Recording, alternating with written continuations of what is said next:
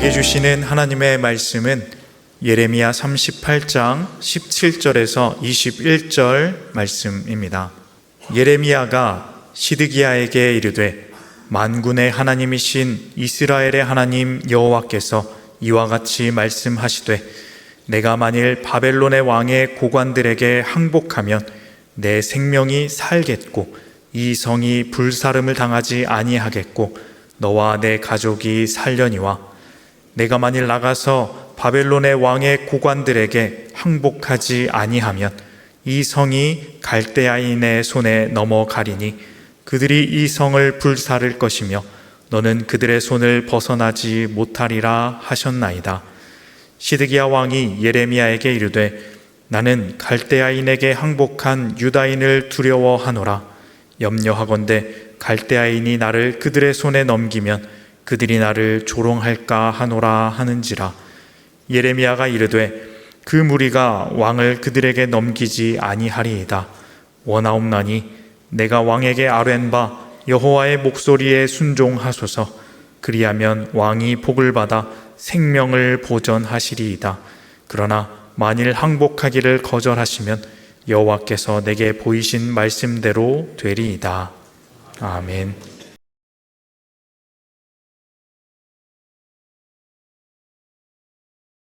명분이란 어떤 일을 꾀할 때 내세우는 구실이나 이유를 말합니다. 명분은 단순한 핑계가 아닙니다. 그 일을 하는 것이 옳다는 근거를 내세우는 것입니다. 세상에서는 명분이 있어야 사람들이 납득하고 따릅니다. 명분이 없으면 아무리 큰 일을 하더라도 인정받지 못할 때가 많습니다. 사극을 보면 이 명분과 관련된 장면이 자주 나옵니다. 왕을 폐위시키기 위한 무리들이 모입니다. 그런데 아무리 세력이 커도 그들의 힘만으로는 할 수 없습니다. 명분이 필요합니다. 어두워지기 시작합니다. 사람들이 어느 한 집으로 모여듭니다. 밤을 새워가며 논의합니다. 왜 왕을 폐위시켜야 하는가? 이 왕 다음으로는 누구를 왕으로 세워야 하는가? 그들은 명분을 세우기 위해서 숨어 살고 있는 대군을 찾아냅니다. 그리고 다음 왕이 되실 분이라고 내세웁니다. 사람들을 설득할 때마다 이것이 나라를 위한 것이다, 이렇게 명분을 내세웁니다. 사극에서 자주 볼 수 있는 장면입니다. 구한말 한반도는 열강의 각축장이었습니다. 겉으로는 모든 나라들이 명분을 내세웁니다. 자원 개발을 돕겠습니다. 우리가 철도를 놓아서 문명을 발전시키도록 하겠습니다. 시설을 세워서 근대화를 돕겠습니다. 이렇게 명분을 내세웁니다. 하지만 실제 목적은 분명했습니다. 자국의 이권을 챙기는 일이었습니다. 그들의 명분은 달콤하게 들릴 수 있지만 결국은 자기 이익을 위한 가짜 명분이었습니다. 오래된 일입니다. 용돈 증액을 위한 메일을 받아본 적이 있습니다. 딸아이가 중2 때였습니다. 용돈이 부족하다는 생각이 들었나 봅니다. 그래서 엄마에게 용돈을 올려달라고 했는데 단칼에 거절당했습니다. 이후 용돈 인상을 위해서 명분을 알리기 위해 아빠와 엄마에게 메일을 보냅니다. 왜 용돈을 올려줘야 하는지 명분을 여러 문장에 걸쳐서 기록합니다. 이 교통비가 인상되었다. 물가 인상 때문에 간식비가 비싸졌다. 친구들의 용돈 수준을 조사해보니 내가 최저임금이더라. 그러니 용돈을 올려줘야 합니다. 라고 명분을 적습니다. 그래서 주당 5,000원씩 한 달에 2만 원을 올려준 적이 있습니다. 세상은 명분을 요구합니다. 그리고 사람들은 명분을 내세우면서 말합니다. 이것은 다 당신을 위한 일입니다. 이것은 우리 공동체를 위한 일입니다. 이렇게 명분을 내세웁니다. 하지만 그 명분을 깊이 들어가 보면 결국 자기 욕심을 위한 명분, 자기 영광을 위한 명분일 때가 많이 있습니다. 명분은 있지만 하나님 앞에서 정당하지 못한 구실뿐일 때가 있습니다. 오늘 우리가 읽은 본문인 예레미야 38장에 네 부류의 사람들이 나옵니다. 먼저는 하나님의 말씀을 순종하며 그 말씀을 전하는 예레미야입니다.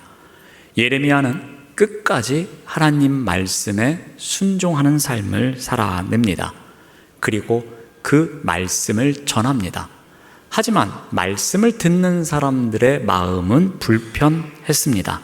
당시 사람들에게는 마치 반역자처럼 비춰졌기 때문입니다. 그럼에도 불구하고 그는 말씀에 순종하며 말씀을 전하는 삶을 살아냅니다. 또 한 부류의 사람들은 고관들입니다. 고관들은 예레미야의 메시지를 듣고 분노한 사람들입니다. 그리고 어떻게 하면 예레미야를 제거할 수 있을까?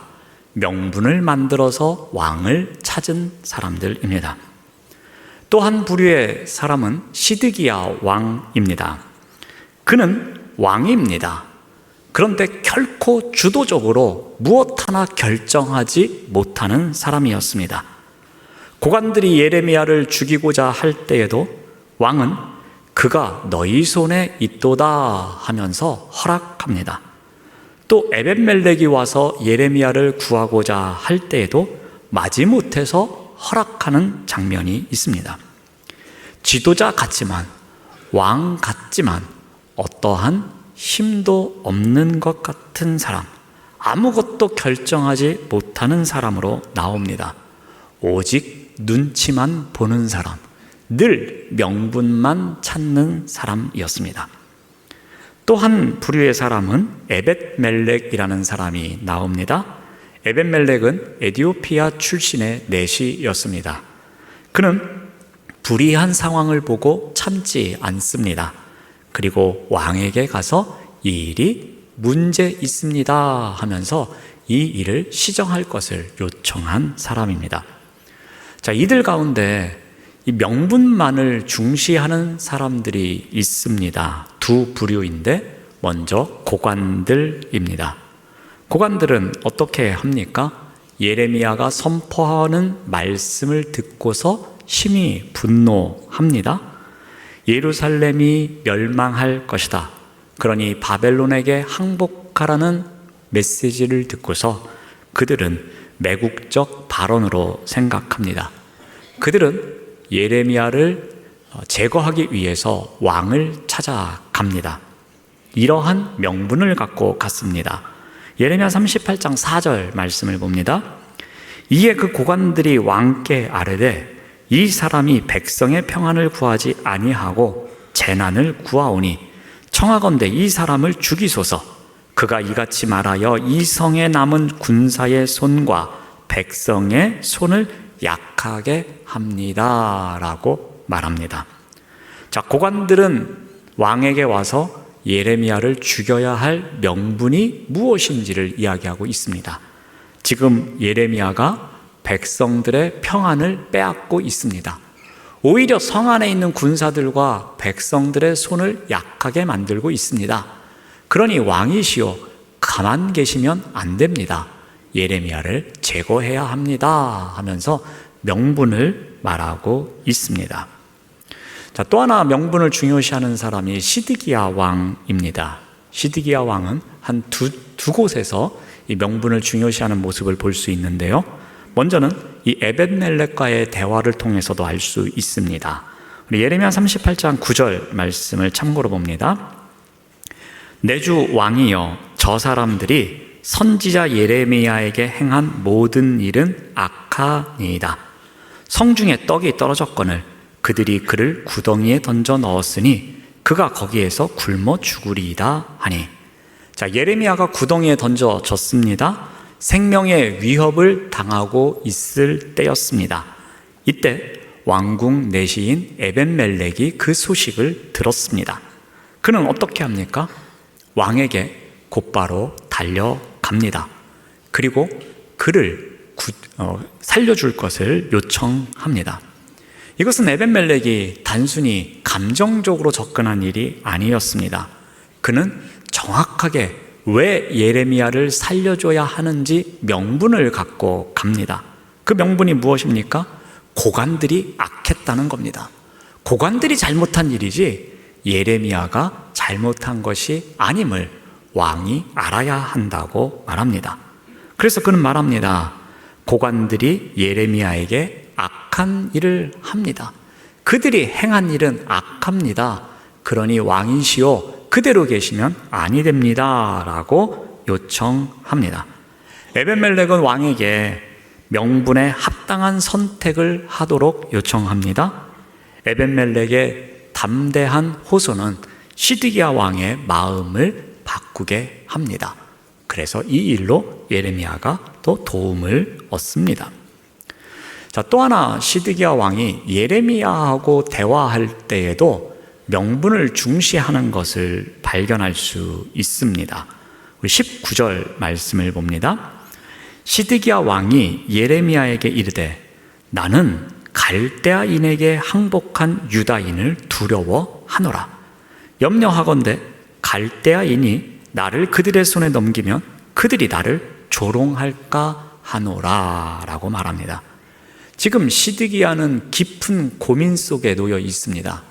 엄청난 두려움을 갖고 있습니다. 그 내용이 무엇입니까? 조롱받는 것에 대한 두려움입니다. 하나님께서 말씀하신 길이 분명히 있습니다. 자신이 순종해야 될 것이 무엇인지도 알고 있습니다. 그런데 그는 생각해 봅니다. 바벨론에 포로로 잡혀간 사람들이 있는데 그 사람들이 나를 보면 비웃을 거라고 생각합니다. 그는 결국 하나님의 뜻을 붙잡고자 하는 명분을 찾지 못합니다. 왕의 자리에 있으면서도 그는 생명도 하나님의 말씀도 중요치 않았습니다. 오직 사람 앞에서의 체면, 그 명분이 중요했습니다. 그의 눈에는 하나님 말씀의 명분은 매우 작았습니다. 그의 눈에 보이는 말씀을 지키는 가운데 얻는 중요한 명분은 아무것도 아니었습니다. 오직 사람들의 조롱이 더 크게 보였던 것입니다. 자, 이러한 시드기야 왕에게 예레미야는 어떻게 합니까? 우리 20절 말씀을 봅니다. 예레미야가 이르되 그 무리가 왕을 그들에게 넘기지 아니하리이다. 원하옵나니 내가 왕에게 아랜 바 여호와의 목소리에 순종하소서. 그리하면 왕이 복을 받아 생명을 보전하시리이다 라고 말합니다. 시드기야는 지금 바벨론을 두려워하고 있었습니다. 무엇보다도 그가 두려워하고 있는 것은 사람들의 시선이었습니다. 내가 왕인데 체면이 있지 어떻게 항복을 하는가 였습니다. 백성들의 반응에 대해서 눈치를 살피고 있었습니다. 그는 하나님의 말씀이 옳다는 것은 알고 있었지만 순종할 명분을 찾지 못했습니다.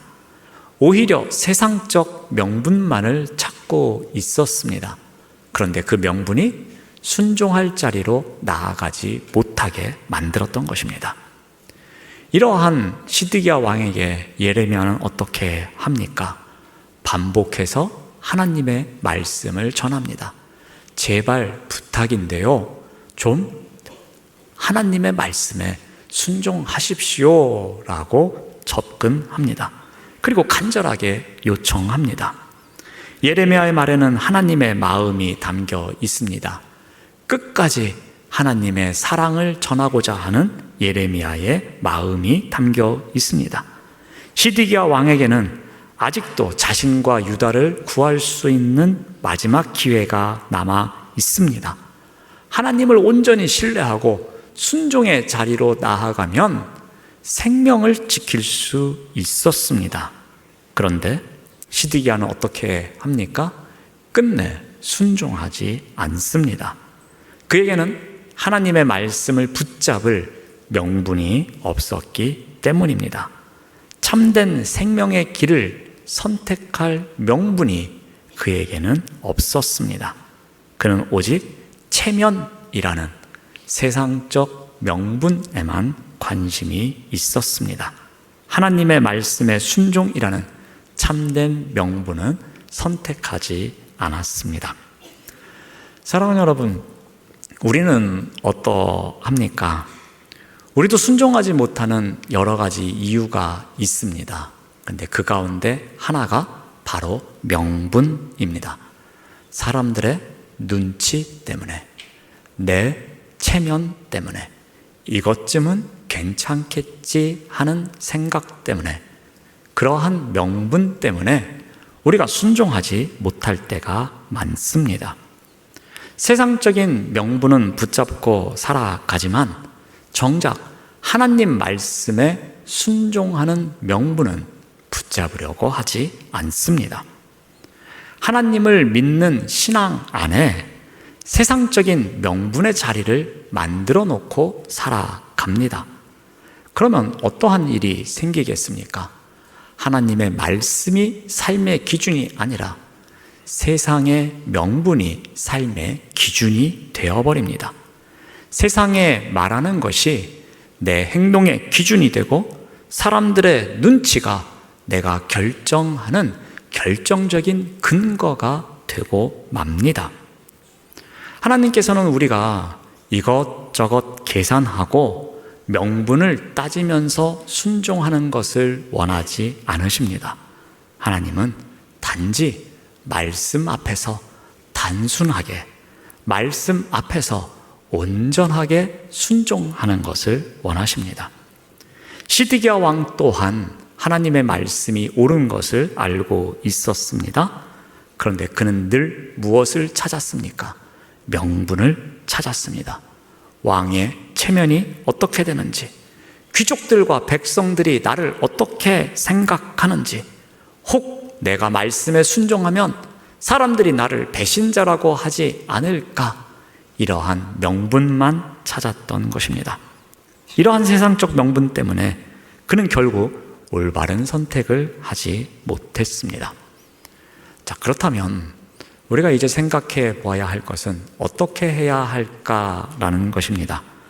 어떻게 해야 명분을 앞세우면서 불순종의 자리에서 살아가는 삶이 아닌 순종의 자리에서 살아갈 수 있는가입니다. 이 부분에 대해서 한 두 가지 정도만 생각해 보고자 합니다. 자, 먼저 인간의 계산법을 내려놓아야 합니다.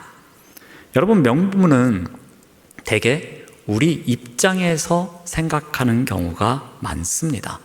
합리적으로 만든 이유일 때가 많습니다. 내가 이렇게 해야 다른 사람이 나를 알아줄 수 있을 것 같아. 이 정도는 해야 그래도 내 체면이 서지. 지금 상황에서는 이렇게 하는 것이 나에게는 더 유리하지 않을까. 이런저런 생각을 통해서 우리는 인간의 계산법으로 이것저것 계산합니다. 내 이익이 어떠한지, 내 체면이 어떠한지, 앞으로 이렇게 결정하면 어떠한 상황이 생길지 다양한 계산을 합니다. 겉으로는 신앙적인 표현으로 이야기합니다.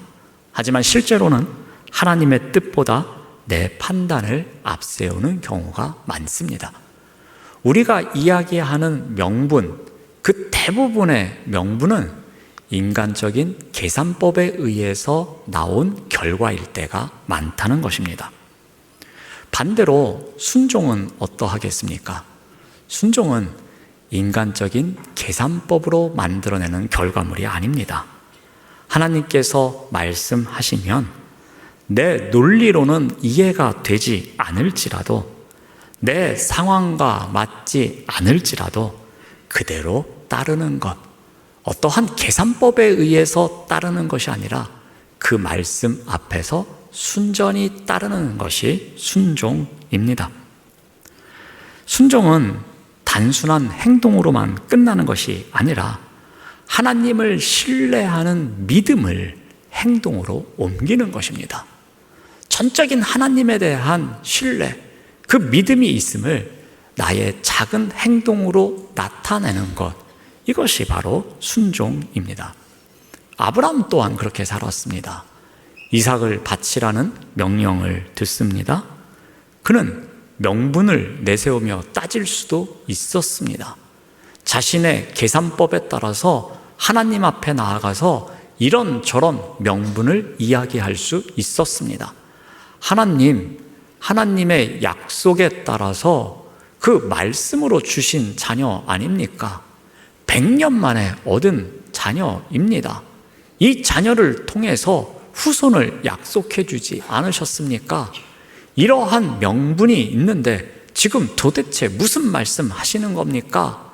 이렇게 인간적인 계산법으로 따질 수 있었습니다. 하지만 아브라함은 어떻게 합니까? 명분을 선택하지 않았습니다. 그가 선택한 것은 그저 순종하는 것이었습니다.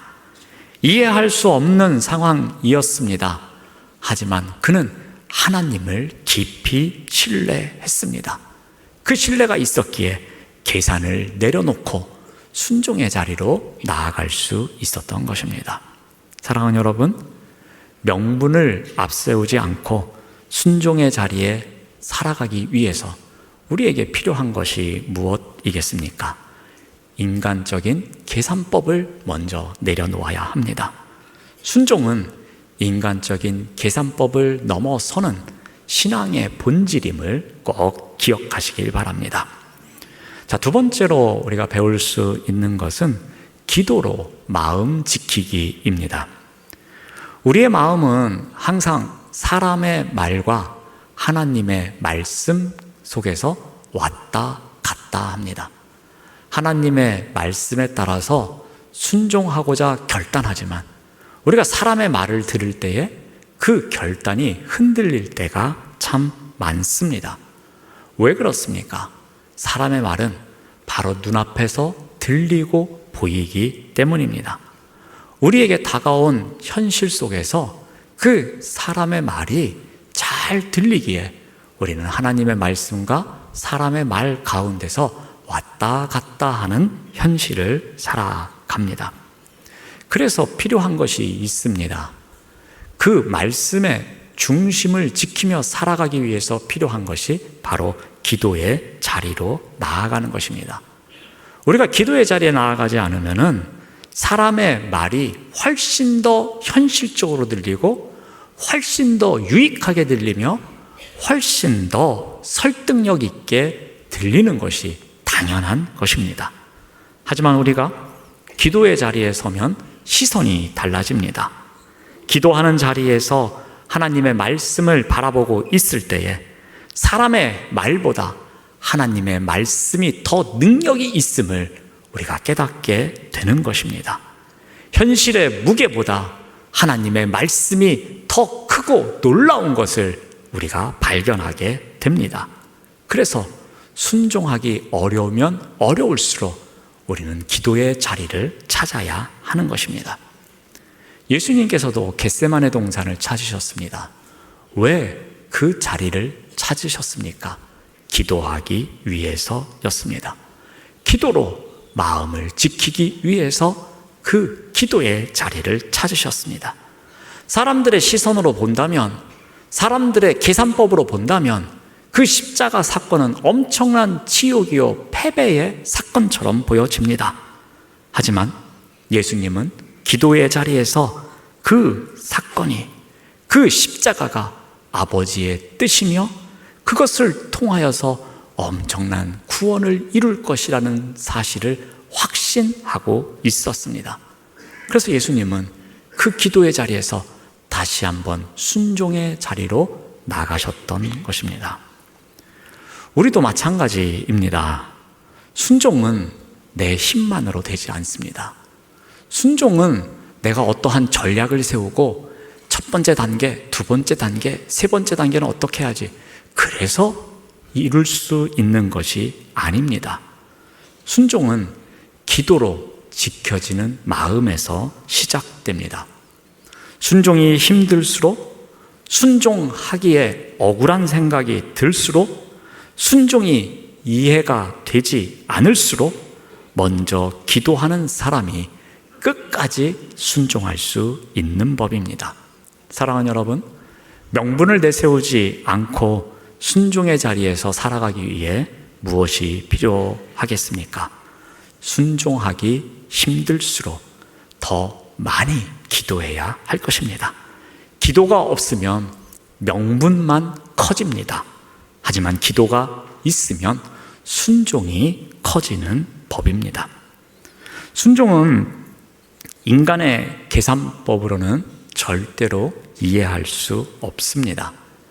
인간의 계산법을 내려놓고 기도의 자리에서 마음을 지킬 때에 그 하나님의 말씀을 더욱 더 붙잡을 수 있는 것이며 그 순종의 자리로 나아갈 수 있는 것입니다. 제 개인적인 이야기를 잠깐 드리고자 합니다. 이전에 나눴던 이야기이지만 다른 관점에서 한번 다시 나눠보고자 합니다. 20대 중반에 저의 미래가 아무것도 정해지지 않았던 때가 있었습니다. 비전을 위해서 고민하고 있었습니다. 무엇을 해야 잘할 수 있을까? 그리고 앞으로 무슨 일을 해야 그래도 행복하게 살아갈 수 있을까 고민하던 시절이 있었습니다. 그때 저의 마음을 가장 괴롭히던 단어 하나가 있었습니다. 바로 목사라는 단어였습니다. 전에도 말씀드렸듯이 그때는 목사가 되는 것이 정말 싫었습니다. 그래서 나름대로 명분을 찾기 시작했습니다. 내가 왜 목사가 되면 안 되는지 그 명분을 스스로 찾으면서 시간을 보냈습니다. 나는 언어 능력이 부족하니까 목사가 되면 안 돼.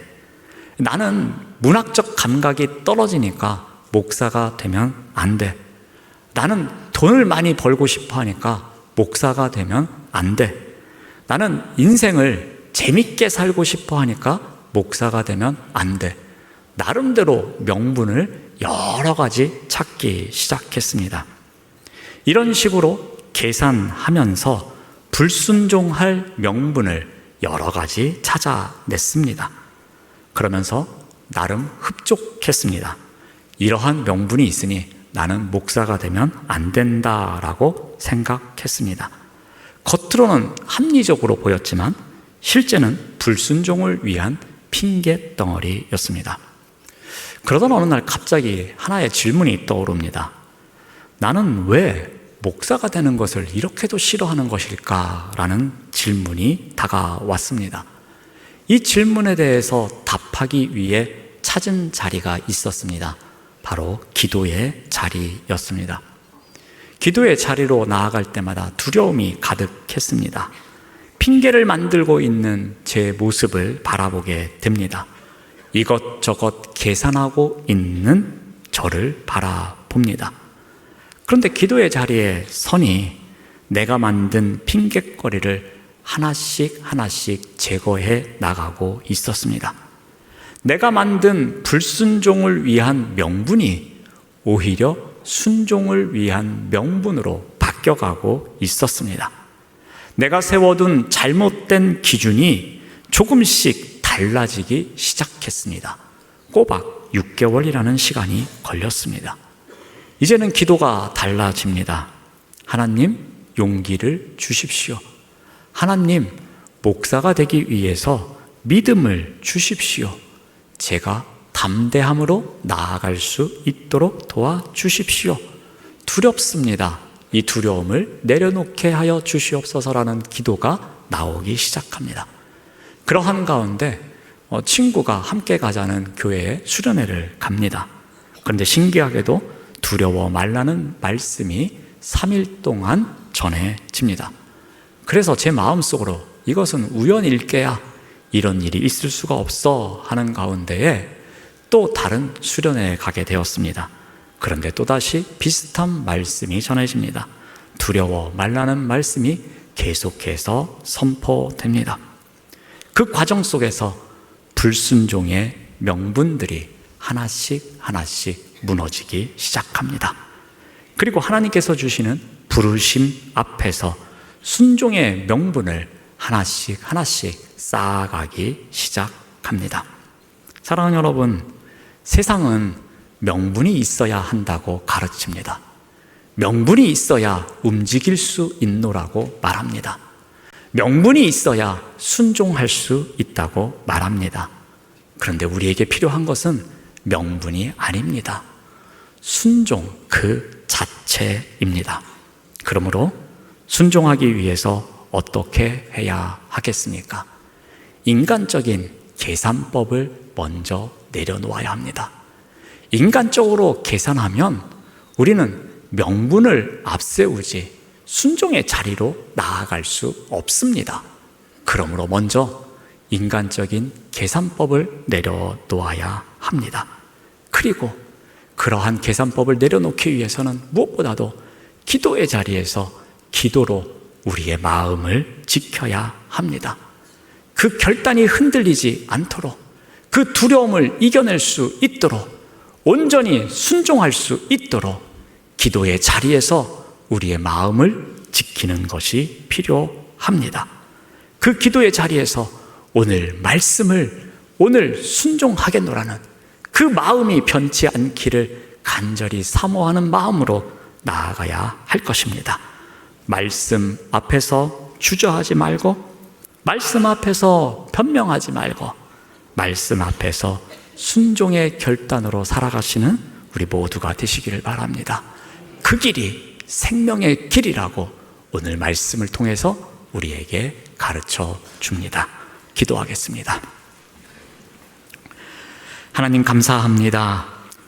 우리가 세상의 명분과 계산과 체면 때문에 하나님의 뜻을 미루거나 외면하지 않게 하여 주시옵소서. 우리 안에 불순종을 정당화하는 핑계를 깨뜨려 주시고 하나님의 부르심 앞에 순종할 수 있는 용기와 믿음을 허락하여 주시옵소서. 기도로 마음을 지켜 하나님의 말씀을 붙잡는 사람 되게 하시고 오늘 우리에게 주신 길, 순종의 길을 끝까지 걸어갈 수 있도록 인도하여 주시옵소서. 예수님의 이름으로 기도드립니다. 아멘.